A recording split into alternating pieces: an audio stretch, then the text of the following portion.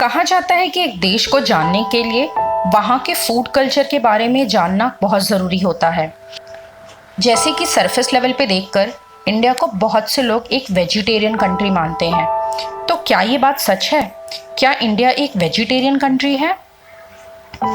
याज्ञवल्क्य स्मृति, जो कि हिंदू धर्म का एक प्रसिद्ध ग्रंथ है, इसमें महाभारत काल के समय में मीट कंजम्पशन का वर्णन मिलता है। इस ग्रंथ में राइस और मीट को साथ में पकाकर पुलाव बनाने की बात कही गई है। 5000 ईयर्स ओल्ड हड़प्पन सिविलाइजेशन में भी मीट कंजम्पशन के प्रमाण मिलते हैं। वेदास में तो 50 एनिमल्स के सैक्रिफाइस और उन्हें खाने की बात कही गई है। ऋग्वेदास में horses, buffaloes, rams and goats के भी सैक्रिफाइस के डिटेल्स मिलते हैं। इनफैक्ट वेदों में तो मीट मार्केट का भी उल्लेख मिलता है, जिसमें एलिगेटर्स और टॉर्टाइस भी हुआ करते थे।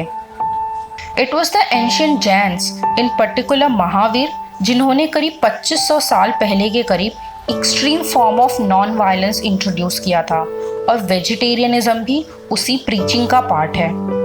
तो ये कहना शायद गलत नहीं होगा कि वेजिटेरियनिज्म इंडिया में नया कंसेप्ट है, ना कि non vegetarianism.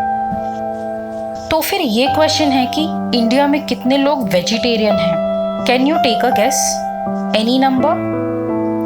Hindu CNN IBN के एक सर्वे के हिसाब से 79% ऑफ इंडियंस नॉन वेजिटेरियन हैं, और अगर इसमें एग कंजम्पशन को भी काउंट किया जाए तो ये नंबर 88% के करीब हो जाता है। इंडियन सिनेरियो को स्टडी करते हुए हमें ये भी बात याद रखनी चाहिए कि यहाँ पे बहुत से लोग नॉनवेज कंज्यूम करते हैं, बट रिलीजियस, सोशल और पॉलिटिकल प्रेशर की वजह से शायद एडमिट नहीं करते हैं। नेशनल फैमिली हेल्थ सर्वे के अकॉर्डिंग नॉन वेजिटेरियंस के नंबर एक्चुअली हमारे देश में ग्रो कर रहा है। एक्सपर्ट्स का ये भी मानना है कि इनकम लेवल का बढ़ना इस डाइटरी चेंज का एक बहुत बड़ा रीज़न है। एक और बहुत बड़ा मिथ है कि इंडिया में मीट कंजम्पशन मुस्लिम्स और क्रिश्चियन ड्रिवन है। तो फिर क्या हिंदूज कम मीट खाते हैं? 2011 सेंसस डेटा, जो कि गवर्नमेंट कलेक्ट करती है, उसके अकॉर्डिंग इंडिया में करीब 80% हिंदूज, 14% मुस्लिम्स और नियरली 2% क्रिश्चियंस हैं। चूँकि इंडिया में मीट कंजम्पशन 79% है और मुस्लिम्स और क्रिश्चियंस पॉपुलेशन का सिर्फ 16% होते हैं, तो ये कहना कि मीट कंजम्पशन इंडिया में ये दो रिलीजन से ड्राइव होता है, एक गलत बात है। यूके के एक चैनल इंडिपेंडेंट के अकॉर्डिंग इंडिया में मीट खाना ये भी अजम्पशन क्रिएट करता है कि वो इंसान ऊंची जाति से है या फिर नीची जाति से, यानी कि मीट कंजम्पशन के बेसिस पर किसी भी इंडिविजुअल को किसी भी एक ग्रुप में इंक्लूड या फिर एक्सक्लूड किया जाता है। रीसेंट पॉलिटिकल नैरेटिव्स भी इसी लाइन पर चले हैं। फॉर एग्जाम्पल, बिरयानी को एक मुस्लिम डिश बताया गया, जो कि दो रिलीजन्स हिंदूज और मुस्लिम्स में डिवाइड क्रिएट करता है। पर इस बढ़ते हुए नॉन वेजिटेरियनिज्म का क्या हमारे देश की इकोनॉमी पे कुछ इम्पैक्ट है? लाइवस्टॉक सेक्टर हमारी GDP का 4.11% कंट्रीब्यूट करती है। It provides employment to about 8.8% people in India, जिसका मतलब है कि अगर हम 100 लोगों से मिलते हैं, there is a high chance कि उसमें से 8 लोग मीट इंडस्ट्री में काम करते हैं।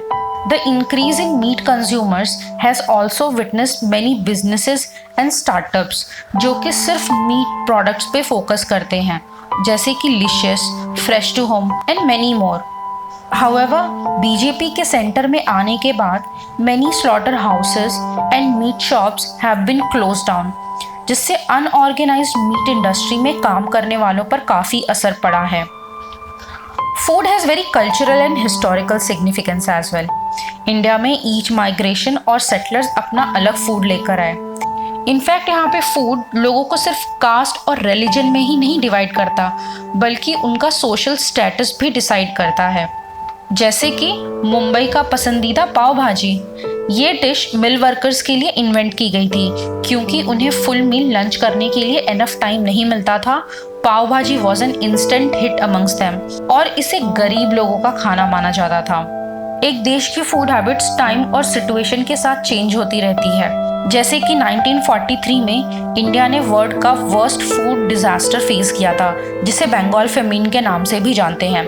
This happened shortly after the end of the world war II, जबकि पॉवर्टी और हंगर इस देश में अपने चरम पर था। बंगालीज जो कि राइस और फिश खाना प्रीफर करते थे, पॉवर्टी की वजह से लोग सादा खाना खाने लगे। ये एक ऐसा टाइम था जब वीट यानी कि गेहूं उनकी लाइफ में एक मेजर लेवल पे इंट्रोड्यूस किया गया।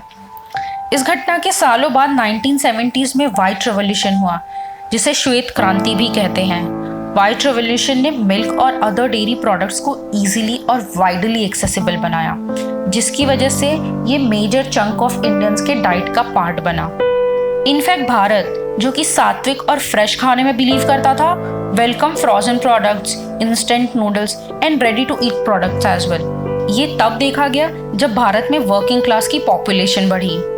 एक देश का फूड और वहाँ की फूड हैबिट को समझने के लिए वहाँ की history, geography, religious sentiment, political force, ये सब कुछ समझना बहुत ज़रूरी है।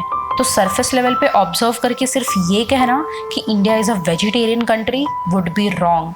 So that's all about today's video, folks. Please subscribe to the channel and press to the bell icon. We will come back with some more interesting videos. Till then, enjoy the playlist.